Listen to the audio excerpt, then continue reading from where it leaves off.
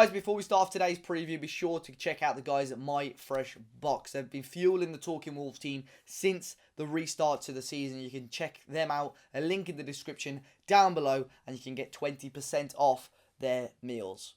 How's it going, everybody? Welcome back to Talking Wolves, and welcome back to a new match preview on the channel today. We are going to be previewing Wolves' clash against Olympiacos. The Europa League is back, and it's going to be a really, really interesting end to the campaign. Our campaign now has been over a year long, which is still crazy, and we played up against Crusaders over a year ago now, both legs, and the fact that we're still in the competition a year later is crazy to think. But Wolves are going to be facing off against Olympiacos at Molineux this Thursday in the second leg of our Europa League round of 16 tie to try and get into the Europa League quarter-final. Of course, we've had our first leg, which was in Greece. It ended 1-1, and we're now obviously having the second leg at Molineux. More or less a winner takes it all. A 0-0 draw would be enough, but basically whoever obviously wins the game, it goes through to the next round to play Roma or Sevilla.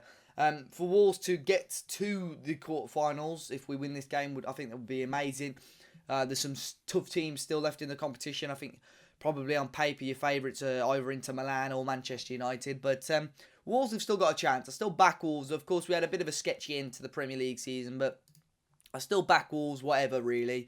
We're a team, I think, across one leg that could upset any team in the league, really. You look at, how well we've done in the past and how well we've done under pressure against some big teams. And I think Wolves, really could be a team to watch out for still. UEFA have announced a few different changes ahead of this game. So, of course, as we already know, after this game, if we do get through, all the legs now are going to be played in Germany. And they're all going to be one-legged matches. That would be in the quarterfinal, semi-final, and of course the final. And the final will be in Cologne, I believe. But also we can name up to 12 substitutions if we wish as well. We can only make 5 subs, like in the Premier League, but we can name up to 12 subs. So it'll be very interesting to see if Nuno does that. I think it'd always be good to have that depth. There's a number of players obviously registered still. Your Leonardo Capanas, Renat Dadashov is also registered. I'm not sure what his situation has been with training and stuff, but Wolves can name up to 12 if they wish as well. That's normally only for the final. But I'm really looking forward to this game. I think you probably look at teams like Olympiacos, and I think most Wolves fans probably don't give Olympiacos as much respect as they probably deserve. You look at them as a team, they've beaten Arsenal over 2 legs already in this competition. For some reason, in the back of my mind, before I researched it, I thought their league finished a long time ago, but they carried on as well, like the Premier League, and Olympiacos have very comfortably won the Greek Super League out there as well. So they're the champions of their league. They've taken some decent momentum in towards the end of the season, so they're going to be a very, very tricky team to play against.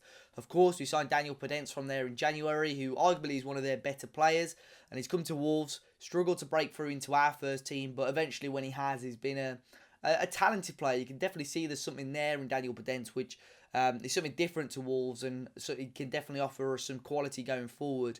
But you look at the Olympiacos squad as well. They've got the likes of Mateo Valbuena, and their strikers. They've got some very powerful strikers as well. And some of the goal contributions from some of their players is frightening, really. But I am hoping that, the travelling, the uncertainty of travel as well. I know it's a bit daft, but everyone's got to be very, very careful with the current climate and with what's going on.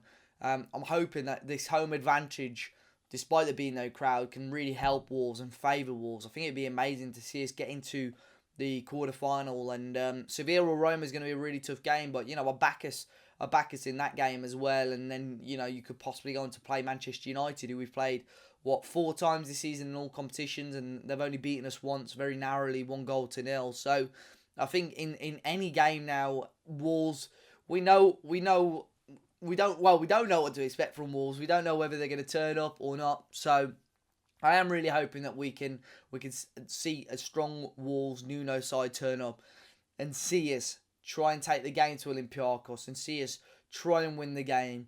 It'll be very, very interesting and intriguing to see how Nuno lines up. Is he going to defend it because he knows if we don't concede an away goal, we're through? Or do we go for the game? Do we try and win the match? And I think that's what we've got to try and do, really. I highly expect Olympiacos to sit back, try and absorb pressure and defend. And I think that could work into Wolves' favour. But I think it's very, very tricky to pinpoint a definite starting 11 for this game because Nuno shaked things up a little bit towards the end of last season, or towards the end of the season, I should say. And many different players played a role in the games. I obviously expect Rui Patricio to sit in there. I'd expect to see a back three of Cody, Bolly, and most probably Sace. But we could see Dendoncker in there, who knows, because obviously he's played a starring role against Palace. It's got to be Johnny and Doc as the wing backs for me. Midfield too, I think we've got to see Neves and Matinho. I think things just tick a little bit better with those two in there, but I don't dislike Dendoncker as an option in there either. The front three for me is the biggest difficulty. You got Raul Jimenez, so much transfer news surrounding him and stuff like that, but he's undroppable. He's undroppable for Wolves at the moment with our current squad. It's got to be Raul. Adama, I think, has got to play as well. And I'd probably give Podence a nod against his old team. Something to prove. Jota, I think we can all agree, is not quite been on it over the last few weeks. And I think that front three there, Podence, Adama, and Raul, could seriously cause problems for Olympiacos. It's a game that I'm really excited for. I think with the way Wolves have ended the season, there's not actually that much hype surrounding this game, which is quite strange, isn't it? But yeah, I am hoping Wolves can get the win, as we all are, and it'll be fantastic to see us win. I am going to back us to win. I'm going to give a score prediction. I haven't given score predictions since the restart, but I'm going to go with my traditional 2-1. Hopefully we see Wolves get the win. Hopefully we can see Wolves in the quarter-final of the Europa League next week. Guys, let me know your thoughts in the comment section down below. Be sure to hit the like button, subscribe to the channel. Fingers crossed Wolves win. We'll be back for the reaction after the game. And yeah, I'll see you guys very, very soon.